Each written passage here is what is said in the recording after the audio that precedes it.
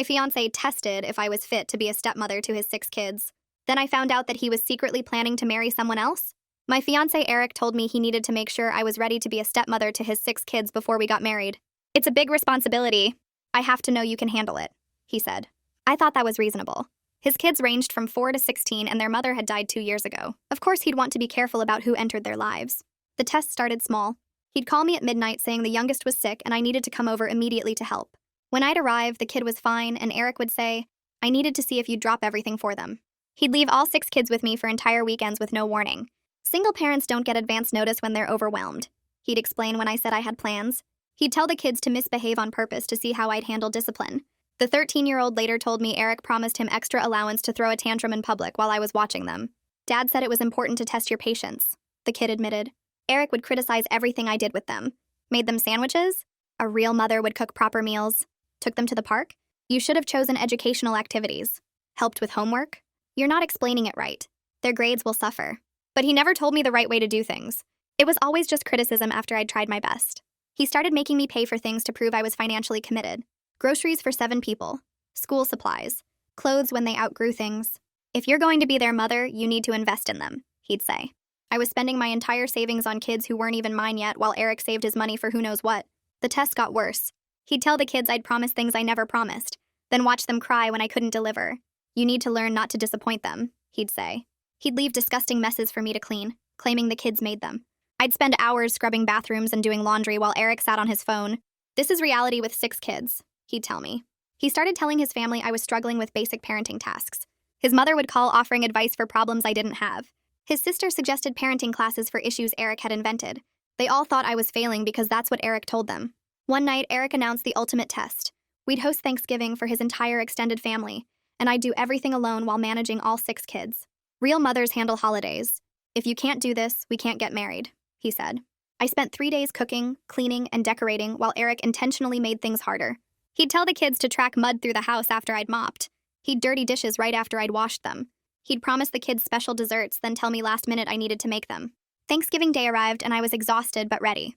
The house was perfect. The food was done. The kids were dressed nicely. Eric's family started arriving and complimenting everything. That's when Eric stood up to make an announcement. I want everyone to know that today was a test, he said. I've been testing my fiancé for months to see if she could handle being a mother to my children. The room went quiet. Eric continued. She passed. She's proven she can sacrifice everything for this family. So I have something to tell her. I thought he was about to propose officially or say something romantic. Instead, he said, I've been seeing someone else. Laura from my office. She doesn't want kids, but that's okay because now I know you can handle them alone. Everyone stared at him in shock. Eric kept talking. Laura and I are getting married next month, but I still need you to watch the kids when we go on dates. You've proven you're good at it. You can be like their nanny. His mother stood up first. Eric, what are you saying? You've been using this woman as free childcare while dating someone else? Eric looked confused by the anger. I needed to know someone could take care of my kids when I'm with Laura. She's not the motherly type, but we have real chemistry, unlike me and this one. He pointed at me like I was hired help. His 16-year-old daughter Alexis spoke up. Dad, you told us she was going to be our mom. You made us call her mom. You said the tests were to make sure she loved us enough. Eric shrugged. Plans change. Laura makes me happy. Your mom would understand me choosing happiness. That's when Eric's brother Trevor lost it. Trevor lunged across the table before anyone could stop him. Dishes crashed to the floor as his hands grabbed Eric's collar and yanked him forward. The turkey platter hit the hardwood and shattered into ceramic pieces while cranberry sauce splattered across the wall. Trevor's face was red and his voice came out in a roar about free childcare and manipulation. Eric's hands came up to push his brother away, but Trevor had 20 pounds of muscle on him and wasn't letting go. Their father Marius grabbed Trevor's shoulders from behind, while their mother got between them and shoved both men apart with surprising strength for someone her size. The guests jumped back from the table as chairs toppled over. The 4-year-old started wailing and Bella wrapped her arms around her little brother, while tears ran down both their faces. Oakley and Kellen stood frozen near the doorway to the kitchen, with matching expressions of terror. The 13-year-old Duncan backed into a corner like he wanted to disappear into the wallpaper. Alexis had her hands over her mouth and her eyes were huge. I couldn't move. My legs felt like they'd been filled with concrete and my brain couldn't process what was happening fast enough. Eric's mother turned away from her sons and came toward me with tears streaming down her cheeks. She reached for my hands and I let her take them even though I couldn't feel anything. Her mouth was moving and words were coming out about not seeing what Eric had done and being so sorry. She said Eric had disgraced the entire family. She said he'd dishonored his late wife's memory by treating me like hired help, when I should have been treated as a partner and future family member. Her voice cracked on the word family, and more tears spilled down her face. She squeezed my hand so hard it almost hurt, but I still couldn't feel it properly. Everything seemed far away, like I was watching it happen to someone else on a television screen. Alexis appeared next to me, and her arms went around my waist. She was sobbing into my shoulder and saying she was sorry over and over. She said she didn't know her dad was lying to everyone. She thought the tests were real, and I was really going to be their mom like Eric promised. The other kids moved closer except for Duncan, who stayed in his corner looking sick. Bella grabbed my hand and asked if I was leaving. Kellen wanted to know if they did something wrong. Oakley just cried quietly with her face pressed against my side. Eric tried to talk and explain himself, but his words came out weak and hollow. He said something about not meaning for it to go this way, and everyone misunderstanding his intentions. His own mother cut him off and told him to stop making it worse. Trevor looked like he wanted to hit Eric again, but Marius kept a hand on his shoulder. The kitchen door swung open and Laura walked out. She must have been hiding in there the whole time, listening to everything. The room went completely silent except for the little ones crying. Every adult turned to stare at her, and she looked like she wanted to sink through the floor. Her face was pale and she kept her eyes down. She wore a nice dress like she'd planned to join dinner at some point. Eric's sister Lillian stood up from where she'd been sitting near the far end of the table. She walked over to Laura and asked in a cold voice how long the affair had been going on. Laura's hands twisted together in front of her body, and she glanced at Eric like she wanted him to answer for her. But Eric just stood there with his mouth opening and closing without sound coming out. Laura finally spoke and said they'd been dating since September. 4 months. She said she had no idea Eric was engaged to someone else. Her voice got quieter as she explained that Eric told her I was just the nanny he'd hired to help with his kids, while he got back into dating after his wife's death.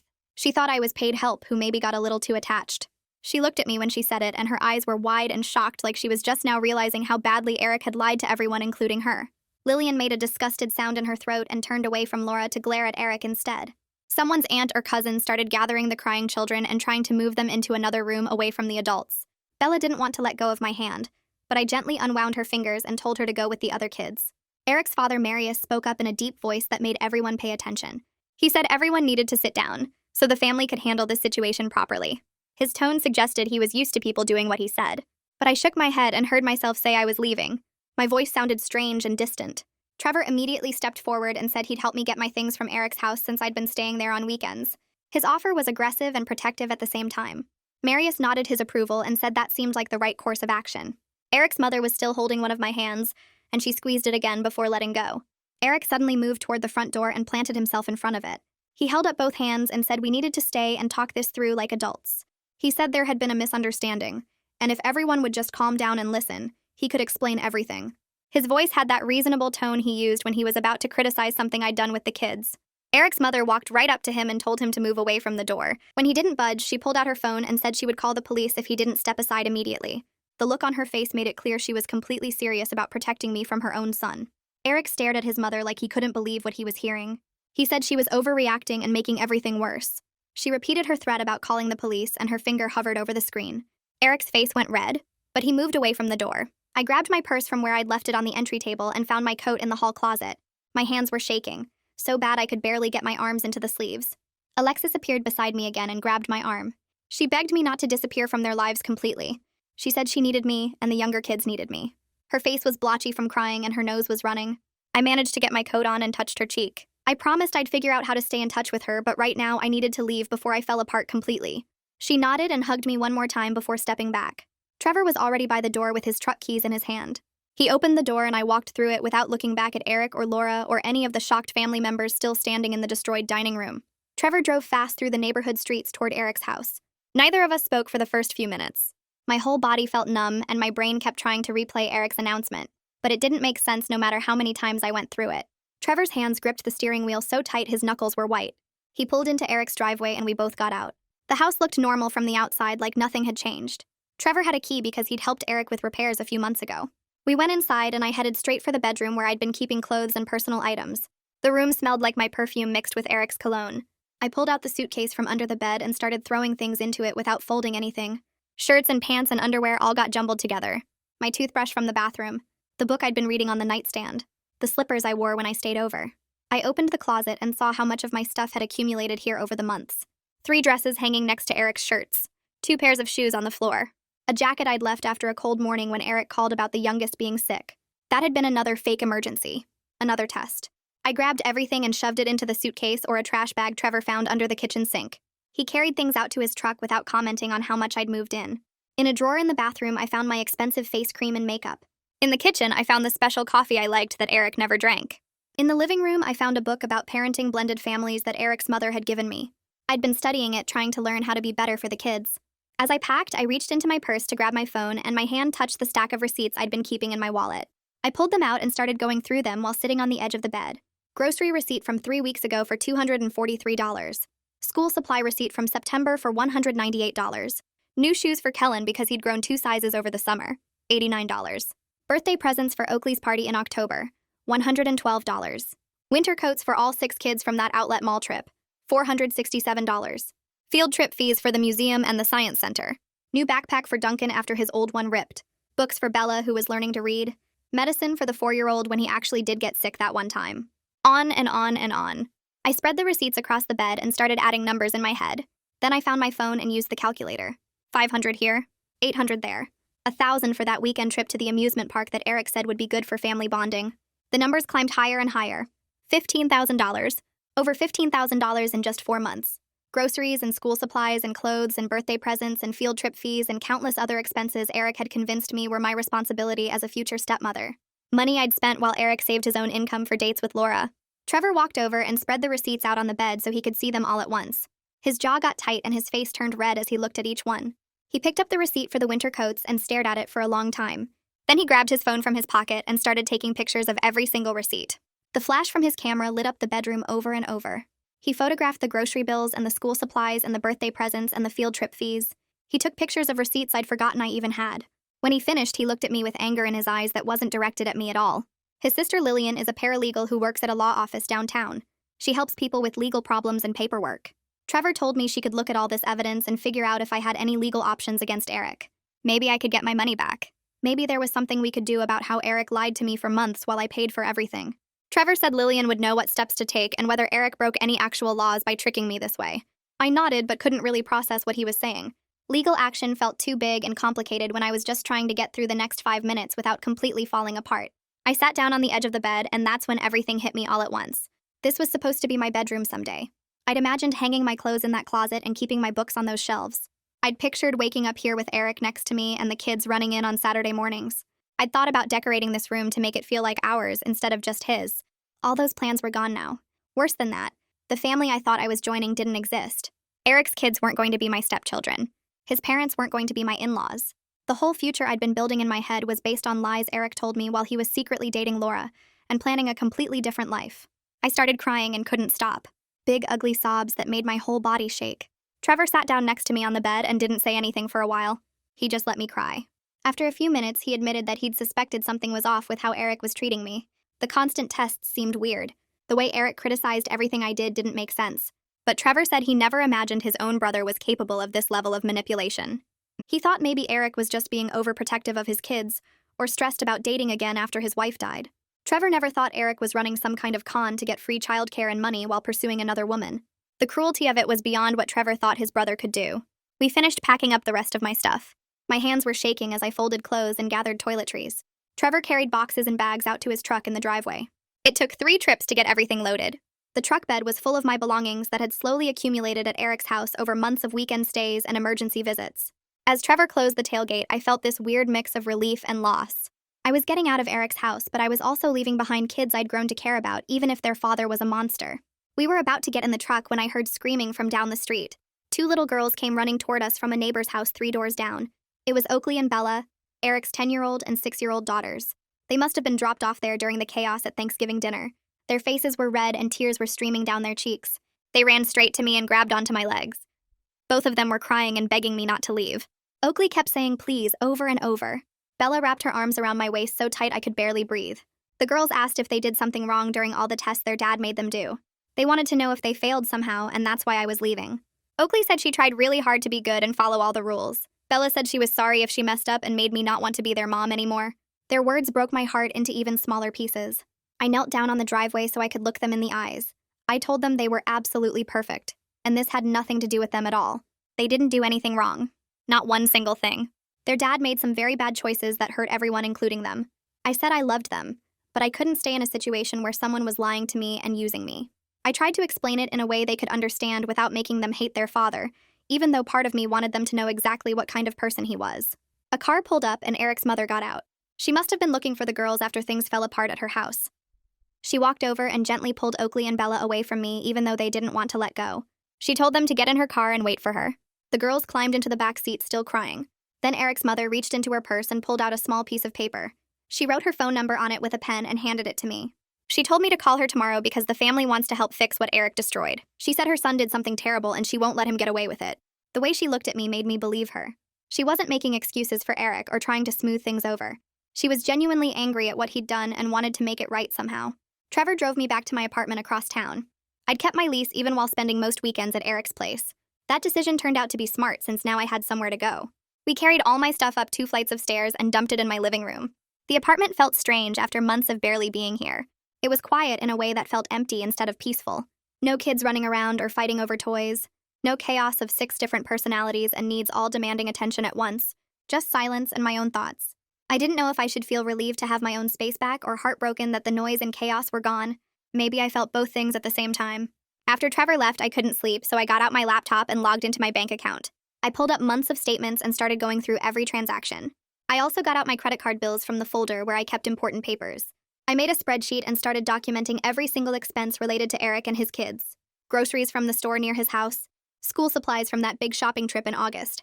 Shoes for Kellen when his feet grew. Birthday presents for Oakley's party. Winter coats from the outlet mall. Field trip fees for the museum.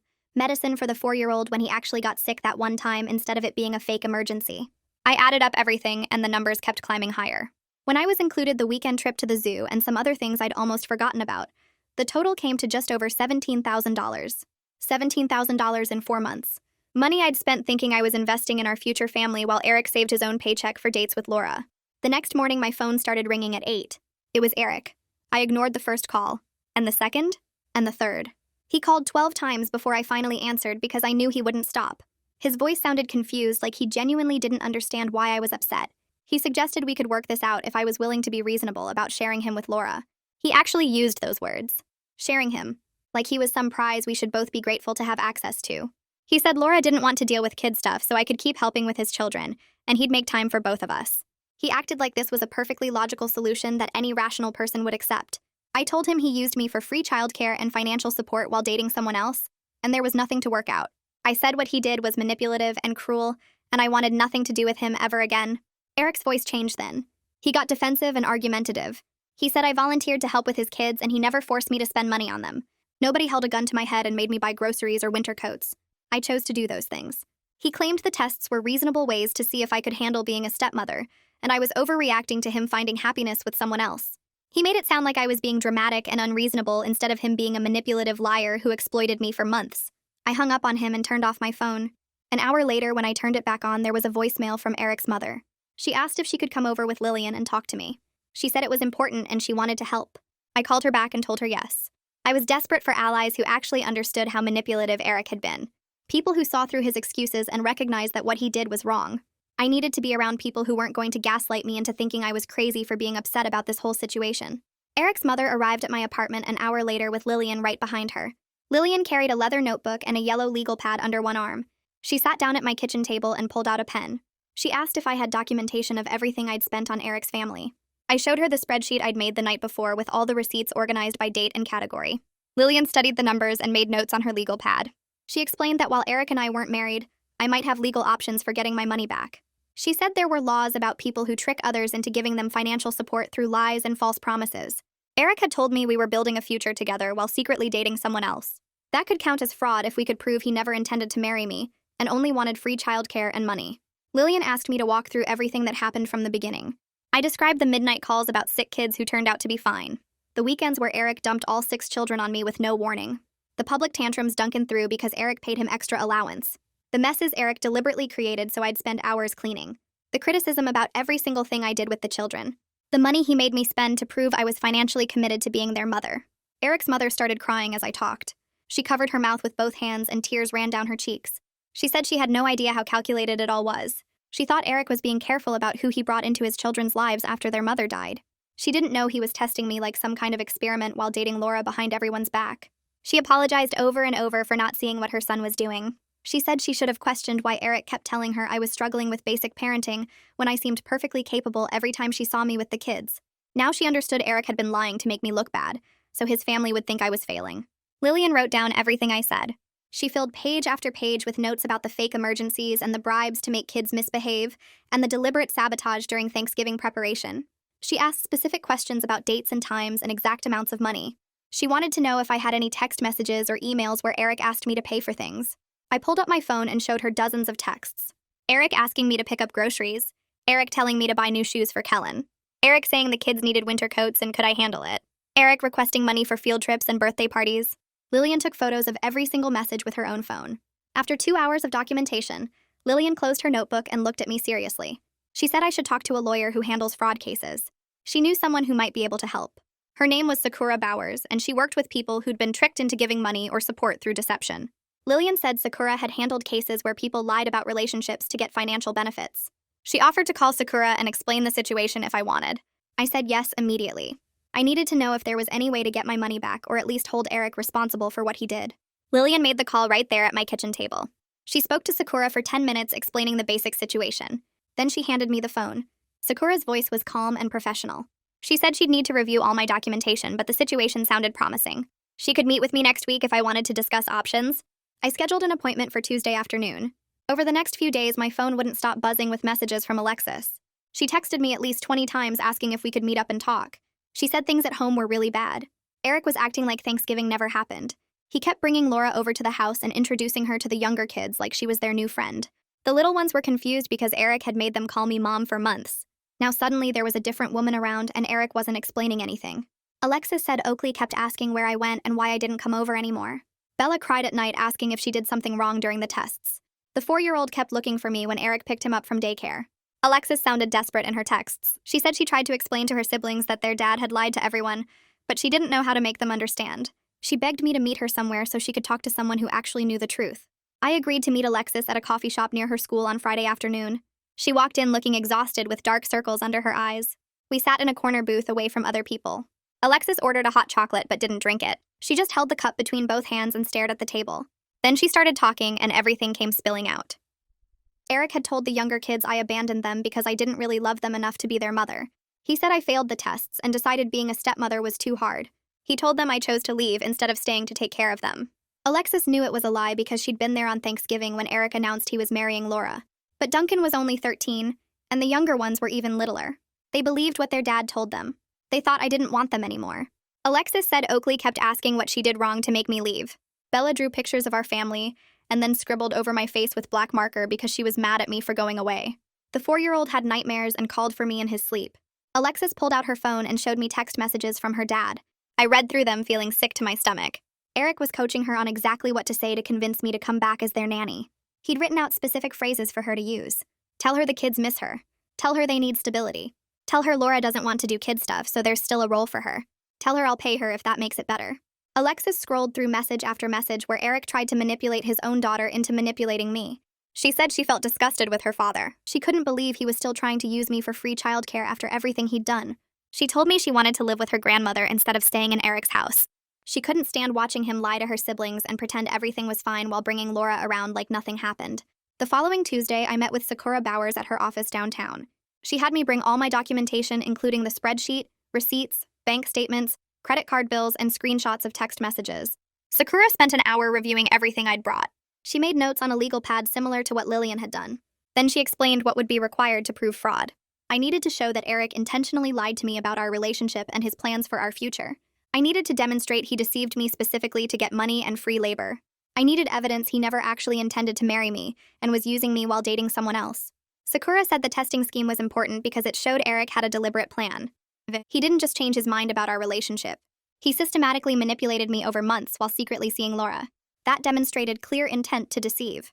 Sakura reviewed the timeline carefully. Eric and I got engaged in May. The testing started in June. Laura said they'd been dating since September. That meant Eric was already planning to marry me and making me prove myself as a stepmother when he started seeing Laura. He continued the test for 2 more months while dating her. He made me spend thousands of dollars and countless hours on his children while pursuing another relationship. He told his family I was struggling when I wasn't. He paid Duncan to misbehave in public to test my patience. He created the ultimate test with Thanksgiving dinner specifically to prove I could sacrifice everything. Then he announced he was marrying someone else instead. Sakura said this showed a pattern of calculated deception. Eric's actions weren't spontaneous. They were planned and deliberate over an extended period. She said I had a solid case for fraud based on everything I'd shown her. Sakura offered to send Eric a demand letter before we considered filing an actual lawsuit. The letter would explain my legal position and request repayment of the money I'd spent under false pretenses. It would give Eric a chance to settle without going to court. Sakura said many people chose to settle when faced with a strong fraud case because trials were expensive and public. Eric might not want his workplace and community knowing the details of how he manipulated me. I authorized Sakura to send the demand letter. She said she'd have it drafted and mailed within 3 days. Then we'd wait to see how Eric responded.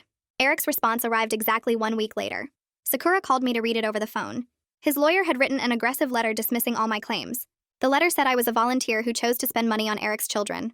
Nobody forced me to buy groceries or school supplies or winter coats. I made those decisions freely. The letter claimed Eric had no legal obligation to repay gifts I'd voluntarily given. It said the testing was reasonable behavior for a single father trying to protect his children. It argued that Eric finding happiness with someone else didn't make him responsible for my financial choices. The letter concluded by stating Eric would not be making any payments, and suggested I move on with my life. Sakura said the response was typical for someone trying to avoid responsibility. She asked if I wanted to proceed with filing an actual lawsuit. I said yes without hesitation. 2 days later, Lillian called me sounding excited. She'd been doing some investigating on her own. She worked in the same office building as Eric's company and had friends in his department. She started asking questions about Eric's situation at work. What she discovered made her furious. Eric had been telling his workplace he was a struggling single father for over a year. He claimed he had no help with his 6 children and was managing everything alone. His company had given him extra personal days because of his situation. His manager had been sympathetic about his struggles and flexible with his schedule. Coworkers had brought him meals and offered to help however they could. Everyone felt sorry for the widowed father raising 6 kids by himself. Lillian found emails where Eric complained about how hard it was doing everything alone. He wrote about sleepless nights with sick children. He described the challenge of managing homework and activities without support. He thanked people for their understanding when he needed to leave early or come in late. All of this was happening while I was literally paying for his children's needs and providing free childcare multiple times per week. Eric was getting sympathy and benefits at work by pretending to struggle alone while exploiting me at home. Lillian told me she'd forward everything to Sakura and suggested I document any other lies Eric spread. I started checking social media and found posts from people I'd never met defending Eric against some crazy nanny who supposedly tried to break up his relationship. My hands shook as I scrolled through comment after comment painting me as unstable and obsessed. Eric had created an entire false narrative about me to protect himself. 3 days later, Trevor showed up at Eric's office during lunch hour. I heard about it from Lillian, who heard it from someone in the building. Trevor walked right past the reception desk and into Eric's workspace. He started yelling about how Eric manipulated me and lied to everyone. Coworkers stopped working and stared as Trevor called Eric a fraud who used a grieving woman for free childcare while dating someone else. Security had to escort Trevor out, but the damage was done. Everyone in that office now knew Eric's personal situation was way more complicated than he'd admitted. The HR representative called Eric into a meeting that same afternoon. Lillian's friend who worked on the same floor told her they were asking about Eric's family circumstances and the extra benefits he'd received. Apparently, Eric had claimed he was completely alone with 6 kids and desperately needed flexible scheduling. The company had been really understanding and given him special treatment because they felt bad for him. Now HR was questioning whether Eric had been honest about his situation when he was actually getting significant help from me the whole time. That evening, I got a message on social media from Laura. My stomach dropped when I saw her name pop up. The message was long and started with her saying she needed to talk to me about Eric. She wrote that Eric told her I was a nanny he'd hired who got too attached to the kids and started acting possessive when he began dating. She said she was starting to realize nothing Eric told her was true, and she wanted to hear my side of things. I stared at the message for a long time before responding. Part of me wanted to ignore her completely, but another part wanted her to know exactly what Eric had done. I wrote back and suggested we meet at a coffee shop halfway between our neighborhoods. Laura agreed immediately, and we set a time for the next day. I got to the coffee shop early and ordered tea I couldn't drink because my stomach was in knots. Laura walked in right on time, and I recognized her from the few photos I'd seen. She looked nervous and tired. We sat down at a corner table away from other people. Laura started by apologizing for not reaching out sooner.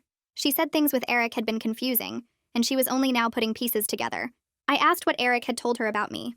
Laura explained that Eric said I was a nanny he hired after his wife died. According to him, I did a good job at first, but then started getting too involved with the family. He claimed I began acting like I was the kid's mother, and got angry when he started dating because I wanted him for myself. I felt sick listening to his lies. I pulled out my phone and showed Laura photos of me and Eric together from when we were engaged.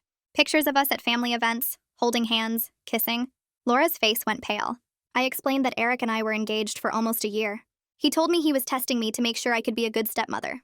I was spending thousands of dollars on his kids and providing childcare multiple times a week while he was apparently dating her. Laura put her head in her hands. She said Eric told her he was completely single and had been for 2 years since his wife died. He never mentioned being engaged to anyone. She asked when Eric and I broke up, and I told her we never officially did. He announced at Thanksgiving in front of his whole family that he was marrying her instead and expected me to keep watching his kids as a nanny. Laura looked like she might be sick. She said she had no idea any of this was happening.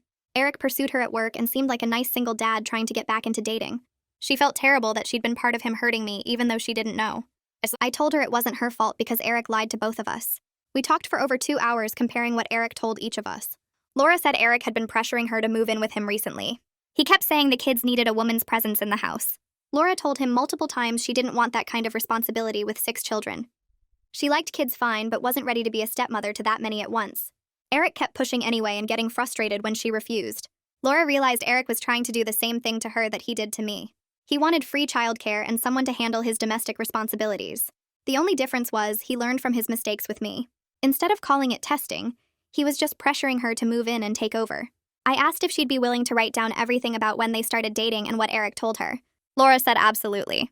She was angry about being manipulated and wanted to help however she could. She said she'd send me a detailed statement with dates and specific conversations. I forwarded Laura's contact information to Sakura and explained what happened. Sakura called me within an hour sounding excited. She said Laura's statement would strengthen my case significantly. It proved Eric had a pattern of manipulation and deception. He lied to me about his intentions, lied to his workplace about his circumstances, and lied to Laura about his relationship status. Sakura said this kind of pattern made it much harder for Eric to claim everything was just a misunderstanding. 2 days later, I got a text from an unknown number. The message said it was Duncan using Alexis's phone because his dad took his phone away. He wrote that he was really sorry for the tantrums Eric paid him to throw. He said he was 13 now and understood what happened wasn't okay. When his dad first asked him to act out, Duncan thought it was weird, but Eric said it was important for testing me. Duncan didn't fully get what was happening, but he felt terrible now knowing he helped trick me. I wrote back telling Duncan it wasn't his fault. He was a kid doing what his dad told him to do. I said I knew he was a good person and I wasn't mad at him. Duncan sent back a thank you with a bunch of sad face emojis. Alexis added a message saying the younger kids missed me and asked about me constantly. She said Eric told them I left because I didn't love them enough, but she made sure they knew that was a lie. The following Sunday, Marius called and invited me to dinner at his house. He said it would just be him, his wife, and Alexis. Eric wouldn't be there. I was nervous but agreed to go. I missed the kids and wanted to stay connected to the family members who'd been kind to me. Marius and his wife were warm and welcoming when I arrived. Alexis hugged me tight and didn't want to let go. We sat down to eat and Marius said he needed to tell me something important. He explained that he and his wife had been supporting Eric financially since his wife died 2 years ago. They'd been paying part of his mortgage and helping with various expenses because they wanted the kids to have stability. Marius said they were cutting Eric off financially until he made things right with me. They told Eric they wouldn't give him another dollar until he paid back what he owed me and stopped spreading lies. Marius looked me in the eye and said they were ashamed of what their son had done. They raised him better than this, and they wanted me to know the whole family wasn't like him. The next morning, Lillian called sounding furious. She'd been digging around online and found posts from Eric's friends defending him. The posts claimed I was his children's nanny who tried to seduce him and got angry when he started dating Laura. According to these lies, I was unstable and jealous. Several people were commenting about how Eric was such a good dad dealing with a crazy employee. Lillian sent me links to everything she found. I took screenshots of all the posts showing Eric's lies. I made a folder organizing them by date and person who posted them. Then I sent the whole collection to Sakura with an explanation of how Eric was defaming me to cover up what he actually did. Sakura reviewed everything and called me back quickly. She said we could add a defamation claim to our demand. Eric was making false statements that damaged my reputation. People who knew both of us might believe his lies. Sakura said adding defamation increased the pressure on Eric to settle, because if this went to court, all his lies would become public record. Laura called me the next evening. She said she broke up with Eric. After talking to me and realizing how much he'd lied, she couldn't trust him anymore. She saw that he was trying to manipulate her the same way he manipulated me. Laura said she also went to HR at their workplace and told them about Eric's lies regarding his personal situation. She explained that Eric claimed to be completely alone with his kids when he actually had significant help. Laura said HR seemed very interested in this information and mentioned they'd be conducting an internal investigation. 2 days later, Sakura called me with news.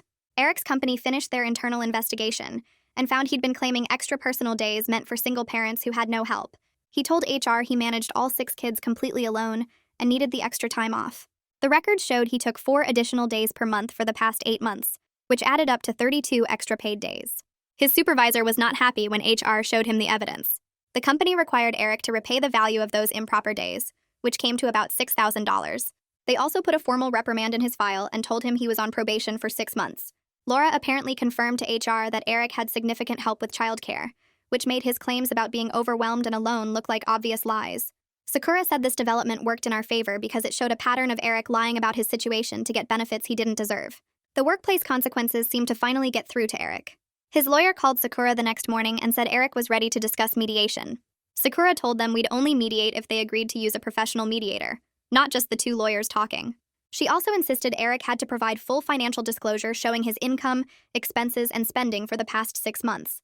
His lawyer tried to argue that was too invasive, but Sakura said we needed to see if Eric actually couldn't afford to repay me, or if he was hiding money.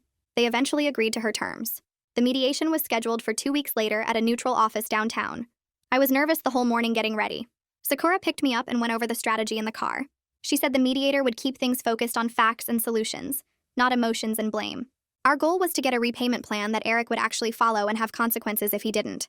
We arrived at the mediation office and Eric was already there with his lawyer. He looked tired and stressed, which was different from his usual confident attitude. The mediator introduced herself and explained the process.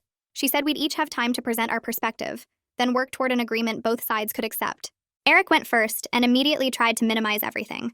He said he genuinely cared about me and thought we had a future together, but he fell in love with Laura and couldn't help his feelings. He claimed the testing was just him being a protective father who wanted the best for his kids. The mediator stopped him and said we weren't here to discuss his feelings or justify his behavior. We were here to address the financial exploitation and find a resolution. Eric looked surprised that she cut him off so quickly. Sakura presented our documentation showing $17,000 in expenses I paid for his family. She had receipts, bank statements, and credit card bills all organized by category. The mediator reviewed everything carefully and asked Eric's lawyer if they disputed any of the amounts. His lawyer said they'd need to verify some items, but the general totals seemed accurate. Then Sakura dropped the financial disclosure Eric's lawyer had provided. She pointed out that while Eric claimed he couldn't afford to repay me, his bank statements showed expensive restaurant charges, concert tickets, and a $5,000 deposit for a vacation rental. All of this spending happened in the past 3 months while he was refusing to repay anything. The mediator asked Eric to explain the discrepancy between his claimed poverty and his actual spending. Eric stammered that those were special occasions with Laura, and he needed to maintain his relationship with her. Sakura said that proved bad faith because Eric was prioritizing luxury spending over repaying money he took through deception. The mediator called for a break, and Eric's lawyer pulled him into a private room. Sakura and I sat in the waiting area, and she said things were going well. Eric's financial disclosure made him look terrible, which gave us leverage. When we reconvened, Eric's parents were sitting in the mediation room. Marius and his wife had driven in to attend the afternoon session. The mediator asked if they were there to participate, and Marius said yes. They had relevant information about Eric's situation. Eric looked panicked seeing his parents there. Marius told the mediator that he and his wife had been supporting Eric financially since his wife died, paying part of his mortgage and helping with various bills. He said they recently learned Eric was using that help to fund dates with Laura while refusing to repay me. Marius looked directly at Eric and said if this went to court, they would testify about Eric's calculated testing scheme and how he deliberately manipulated me. His wife added that they saw Eric coaching the children to misbehave and making messes for me to clean. She said she was ashamed of her son's behavior and wanted to see him make things right. Eric's lawyer asked for another private conference. This time they were gone for almost 30 minutes. When they came back, Eric looked defeated. His lawyer said they were prepared to discuss a structured repayment plan. The next 4 hours involved negotiating the specific terms. Eric's lawyer wanted small payments over many years, but Sakura pushed for larger amounts over a shorter time. We went back and forth on interest, payment schedules, and consequences for missed payments. The mediator helped us find middle ground on each issue. By 6 in the evening, we had an agreement. Eric would repay $12,000 in monthly payments of $667 over 18 months. It wasn't the full $17,000 I'd spent, but Sakura said it was a solid recovery, and better than the risk of going to court where we might get nothing. The agreement also included non-financial terms.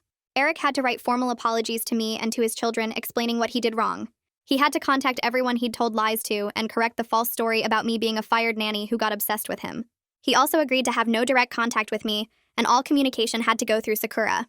If Eric missed 2 consecutive payments, the full remaining balance would be due immediately, and I could take him to court. Everyone signed the agreement, and the mediator had it notarized right there. Walking out of that office felt like I could finally breathe again. Sakura hugged me in the parking lot and said I should be proud of myself for standing up to Eric's manipulation. The first payment was due in 2 weeks. I drove home feeling exhausted but relieved that this part was over. That weekend, Alexis texted asking if we could meet for coffee. I hadn't seen her since before the mediation, and I missed talking to her. We met at a place near her school, and she looked older somehow, more serious. She said her dad told her about the mediation and the repayment plan.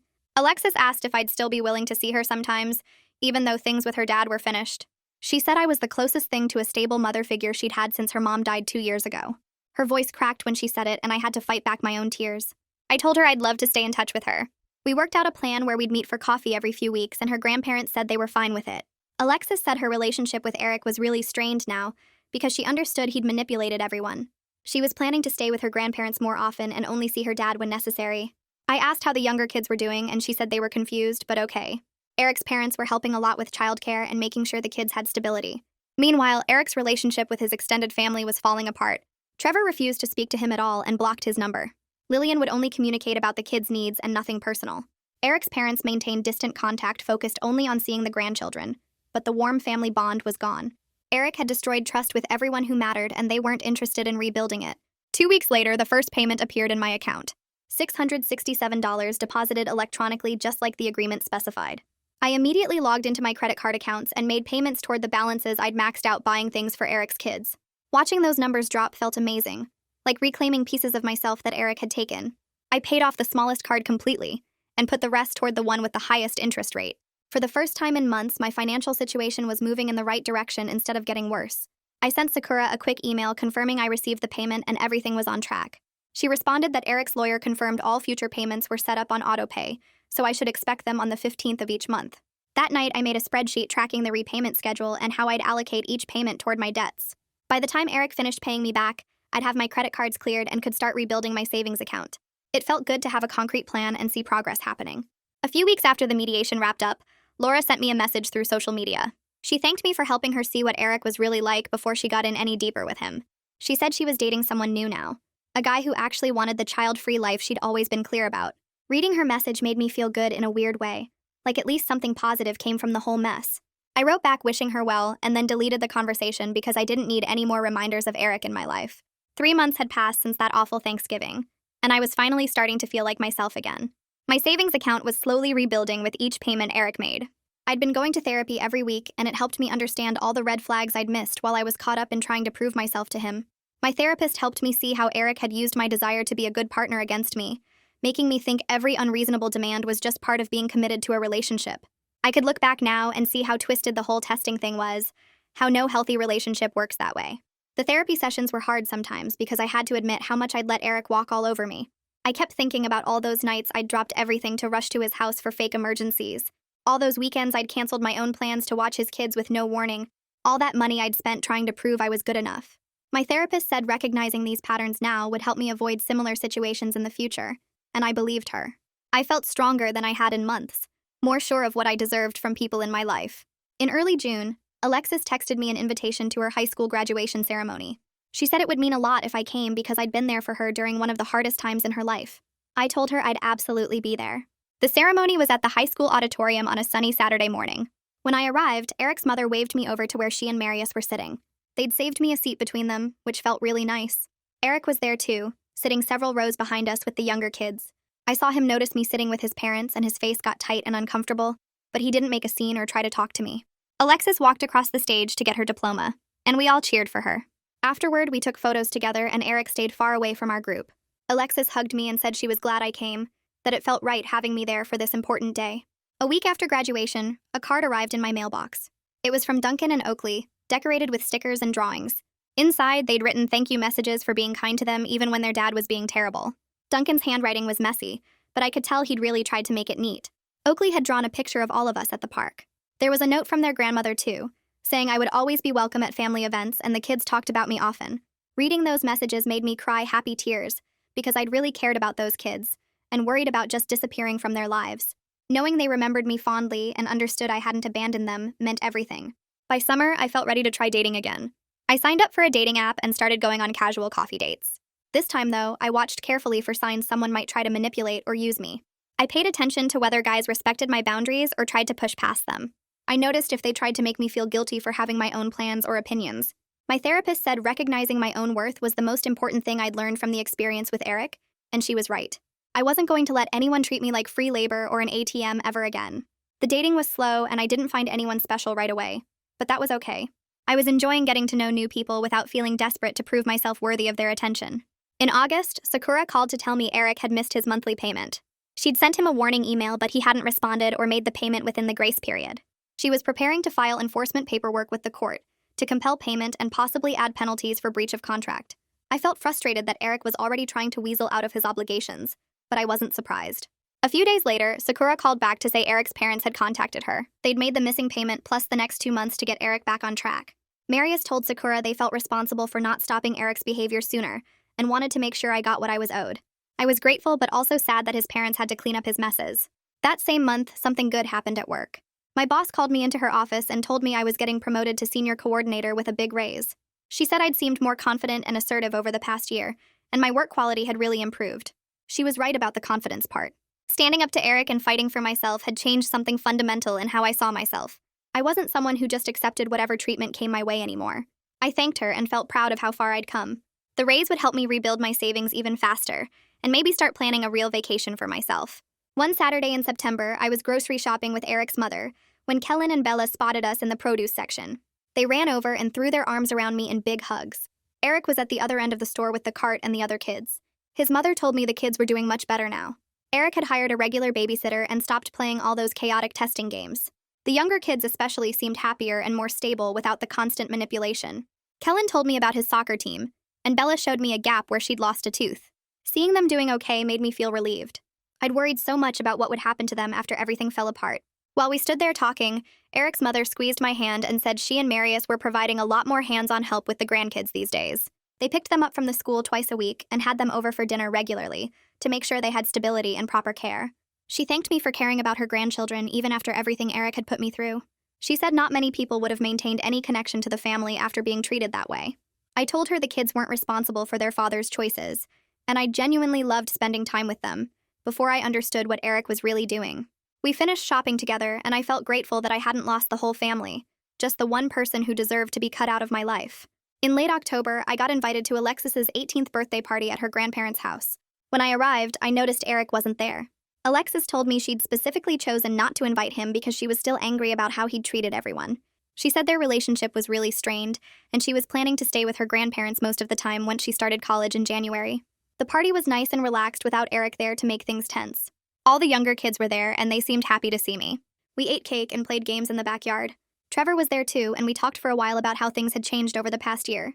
He said Eric had basically isolated himself from the family through his own actions, and nobody felt bad about it. Watching Alexis blow out her candles surrounded by family who actually cared about her, I felt glad that she had this support system even if her dad had let her down. Trevor found me at a coffee shop a few weeks later and slid into the booth across from me. He looked tired and older somehow, like the family drama had worn him down. He apologized for not stepping in sooner when he noticed the weird testing situation getting out of hand. I told him there was no way he could have known how bad things really were since Eric hid most of it from everyone. His support after the truth came out at Thanksgiving meant everything to me and helped me get through the worst days. Trevor nodded and said he wished he'd trusted his gut when things felt off instead of assuming Eric knew what he was doing. We talked for over an hour about how the family was adjusting, and he promised to stay in touch. The envelope from Sakura arrived on a Tuesday morning in early December. Inside was Eric's final payment along with a formal letter confirming our agreement was completely satisfied. Eric had no further money obligations to me, and the legal matter was officially closed. I held the check and felt a weight lift off my shoulders that I'd been carrying for over a year. The debt was cleared, and I could finally move forward without any financial connection to Eric. Sakura's letter was professional and brief, wishing me well in my future. I deposited the check that afternoon and watched my account balance climb back to where it should have been all along. The money couldn't fix what Eric did, but it helped me rebuild what he'd taken. A full year after that nightmare Thanksgiving, I was sitting at a restaurant with someone who actually treated me like an equal partner. His name was Jarek, and we'd been dating for 6 months after meeting through mutual friends. We talked openly about what we wanted and expected from each other without games or manipulation. When I needed to set a boundary, Jarek respected it instead of testing me to see if I really meant it. We split expenses fairly and made decisions together about how we spent our time. Being with someone healthy showed me just how messed up things had been with Eric. Jarek knew the whole story and never once suggested I should have seen the red flags sooner or blamed me for trusting someone I loved. He made me feel safe enough to be myself without constantly worrying about failing some secret test. My phone buzzed with a text from Alexis showing photos of her college dorm room. She'd moved in the week before and was settling into campus life at a school 3 hours away. Her room looked cozy with string lights and posters covering the walls. Alexis wrote that watching me stand up for myself after everything her dad did taught her not to accept manipulation from anyone, even family members. She said she'd already shut down a guy in her chemistry class who tried to guilt her into doing his homework. I smiled reading her messages and felt proud of the young woman she was becoming. Alexis had every right to be angry at Eric, but she was using that experience to build better boundaries instead of letting it make her bitter. I texted back telling her I was proud of her and to call if she ever needed advice. Eric's mother called in November to invite me to Thanksgiving dinner at their house. She made it very clear that Eric would not be there, and the invitation was just for me. The kids were excited to see me, and she wanted the day to feel warm and real. Nothing like the horrible test Eric put me through last year.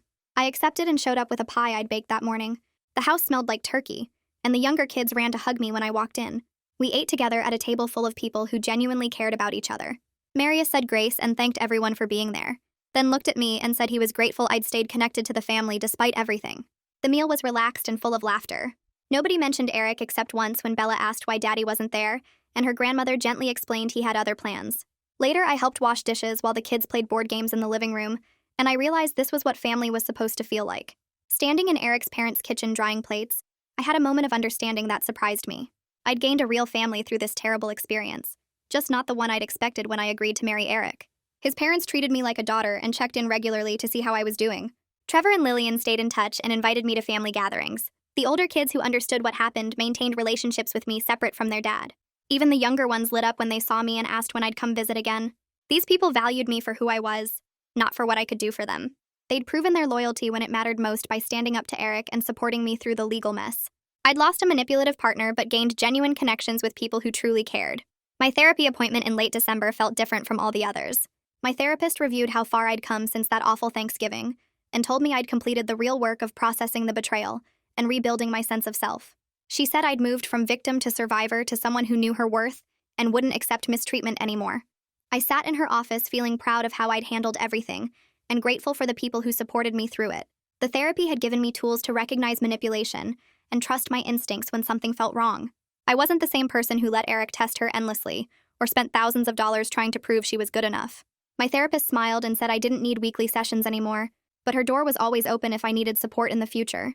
Looking back at everything that happened, I was amazed at how much I'd grown from someone who accepted terrible treatment to someone who knew exactly what she deserved.